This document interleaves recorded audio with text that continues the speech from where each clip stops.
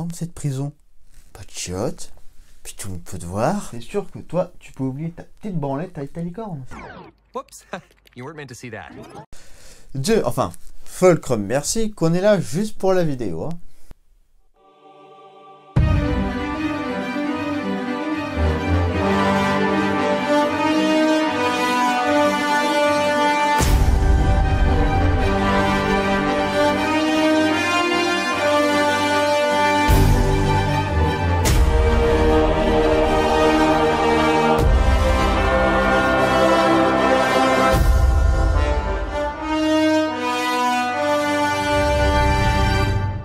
Hey mes petites poupoules, bienvenue dans ce nouveau numéro de Character of Marvel sur Magneto.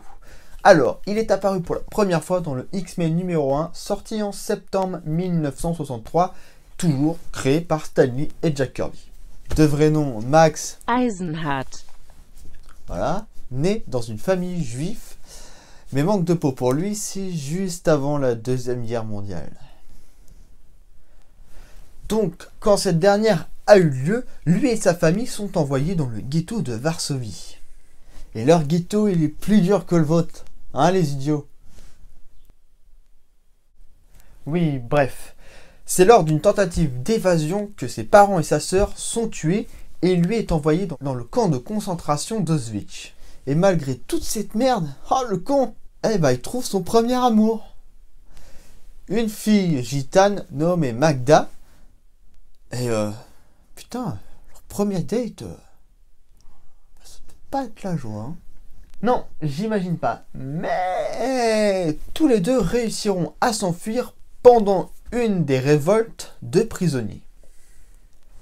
Ils parviennent à atteindre la ville de Vinnytsia en Union soviétique et ils se marièrent. Une fille nommée Anya et Max, lui, se fait de faux papiers pour se faire appeler Eric Lehnscha.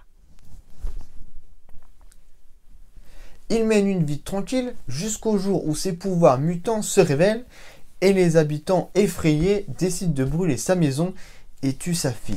Et il pète un câble et il tue tous les habitants. Et sa femme effrayée s'enfuit sans lui dire qu'elle est enceinte de jumeaux. Plus tard, il pensera que Wanda et Pietro Maximoff sont ses enfants. Mais il faudra attendre la semaine prochaine pour le savoir. Après ça, Eric traque les criminels de guerre pour différents comptes d'agences de services secrets.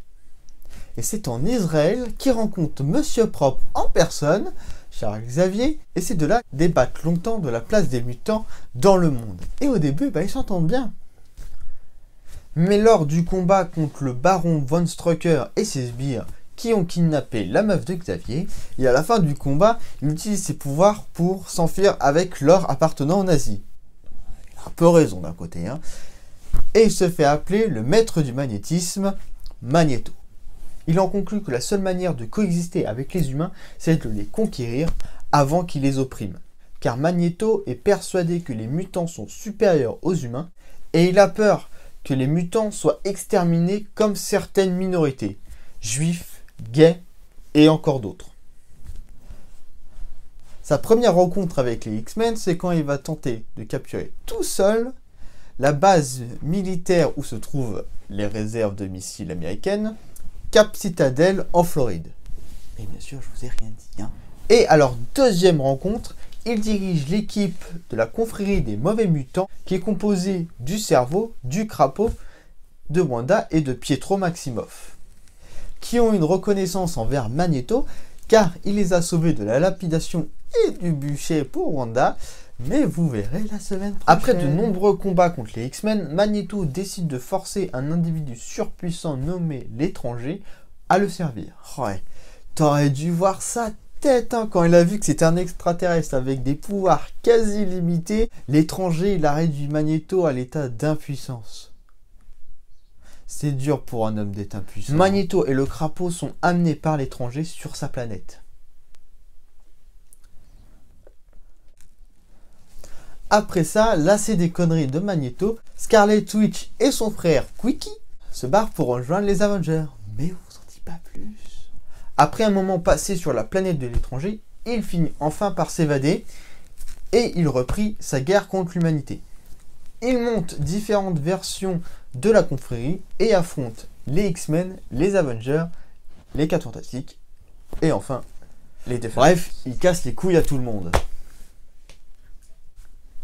Mais Eric est quelqu'un de très intelligent. Il utilise ses connaissances en ingénierie et en génétique pour créer Alpha, un mutant ultime, qui s'est retourné contre son créateur et l'a fait retourner en enfance. Xavier confie bébé Magneto à son tout premier amour, Moira McTaggart, qui entreprit de modifier l'esprit de l'enfant. Mais un jour, Tavan Shakari, un agent de l'Empire Shi'ar, ramène Magneto à l'âge adulte. C'est pour ça que Magneto est moins vieux que les vétérans. Et c'est après quelques combats contre les X-Men que l'expérience de Moira se fait sentir.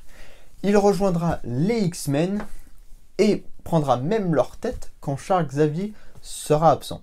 Il dirigera les New Mutants. C'est aussi pendant cette période-là qu'il va croire que Wanda et Pietro sont ses enfants, mais Ta gueule, c'est chiant là.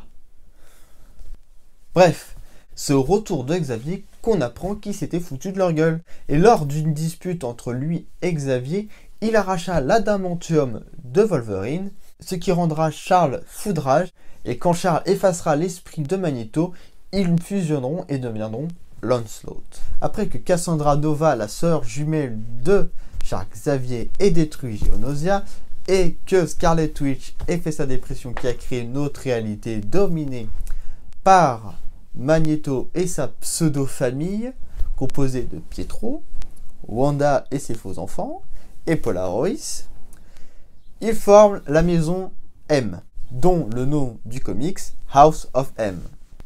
Après, Wanda remet la réalité en place, mais supprime les pouvoirs de la plupart des mutants. Et Magneto en fait partie. Mais le grand évolutionnaire lui rend ses pouvoirs, et il rejoint Cyclope sur Utopia. Mais quand ce dernier sera capturé pour avoir tué Xavier, son pote Magneto va l'aider à s'échapper. D'ailleurs, il est fort pour ça, hein. Et Magneto rejoindra sa rébellion. C'est la fin de ce numéro de Character of Marvel. Sachez mes petites poupoules qu'à la fin de chaque vidéo, je tease la vidéo suivante.